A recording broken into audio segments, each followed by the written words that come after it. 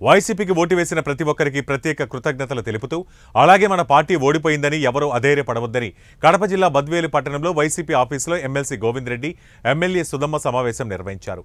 పార్టీకి ఓటు వేసిన ప్రతి ఒక్కరికి ప్రత్యేక కృతజ్ఞతలు తెలుపుతూ అలాగే మన పార్టీ ఓడిపోయిందని ఎవరూ అధైర్యపడాల్సిన అవసరం లేదన్నారు.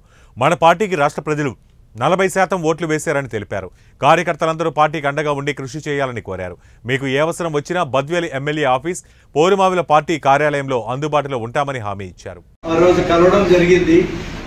మనందరం కూడా మళ్ళీ ఒక్కసారి మాజీ ముఖ్యమంత్రి గారు జగనన్నను అయితే ఇక్కడ పులివెందులకు వచ్చినప్పుడు వాళ్ళ నియోజకవర్గంలోనే పెద్ద ఎత్తున జనాలు రావడం తోసుకోవడం అంతా ఇబ్బందికరంగా ఉన్నప్పుడు మీరందరూ కూడా మనం కలవలేనప్పుడు అక్కడికి వెళ్ళేదానికంటే కొంచెం ఫ్రీగా ఉన్నప్పుడు అవసరమైతే మనం 10-20 వెహికల్స్ అయినా తీసుకొని విజయవాడకి వెళ్ళి వాళ్ళని కలుద్దాం.